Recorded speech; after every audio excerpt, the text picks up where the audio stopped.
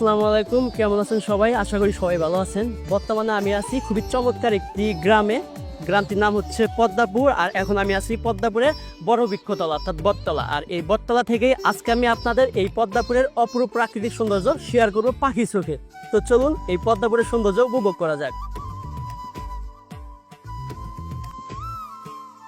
বর্তমানে আমরা আছি জামালপুর জেলার সরিষাবাড়ি উপজেলার পিকনা ইউনিয়নের পদ্মাপুর গ্রামে। আর আপনারা পাখি চোখে দেখছেন পদ্মাপুরের বটতলার অপরূপ সৌন্দর্য। আজকের এই ভিডিওতে আমি আপনাদের সামনে তুলে ধরবো পদ্মাপুরের অসাধারণ কিছু দৃশ্য, যে দৃশ্যগুলো হয়তো আপনাদের কাছে খুবই পরিচিত, তবে এভাবে পাখি চোখে দেখা হয়নি কোনোদিন। সবুজ শস্য শ্যামলায় ভরা চারপাশ, নিরিবিলি পরিবেশ, রয়েছে গ্রামে মেঠোপথ, সহজ সরল মানুষ। এই যেন বাংলাদেশের গ্রাম বাংলার আসল চিত্রই ভেসে উঠেছে এই গ্রামে। ভৌগোলিক দিক থেকে জামালপুর জেলার একদম শেষ প্রান্তে অবস্থিত এই সুন্দর গ্রামটি।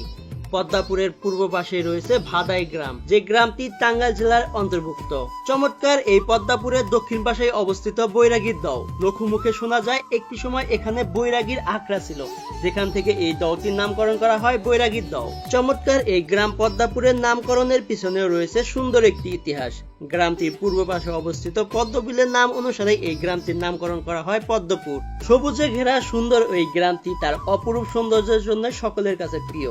অনেকেই একটু নিরিবিলি সময় কাটাতে চলে যায় সুন্দর এই গ্রামটির বটগাছ তলায়। সৌন্দর্যের দিক থেকে যেরকম এগিয়ে এই পদ্মাপুর, ঠিক একইভাবে ইতিহাস ঐতিহ্যের দিক থেকেও এগিয়ে রয়েছে এই পদ্মাপুর। এই সুন্দর গ্রাম পদ্মাপুরে জন্মগ্রহণ করেছে অনেক কৃতি সন্তান, যাদের নাম আজ ইতিহাসের পাতায়। গ্রামটির বেশিরভাগ মানুষ কৃষিকাজের সঙ্গে জড়িত, তবে শিক্ষাগত দিক থেকেও বেশ এগিয়ে রয়েছে এই সুন্দর গ্রামটি। সবকিছু মিলিয়ে খুবই চমৎকার একটি গ্রাম এই পদ্মাপুর, যে গ্রামকে বলা যায় আদর্শ একটি গ্রাম। আপনাদের উৎসাহ পেলে ইনশাল্লাহ পরবর্তী কোন একটা ভিডিওতে এই গ্রামের ইতিহাস ঐতিহ্য তুলে ধরবো আপনাদের সামনে। আপনাদের কাছে একটি অনুরোধ, আমার আপলোড করা এই ভিডিওগুলো কেউ ডাউনলোড করে আপনার ফেসবুক আইডি কিংবা পেজে আপলোড করবেন না। ভালো লাগলে শেয়ার করতে পারেন।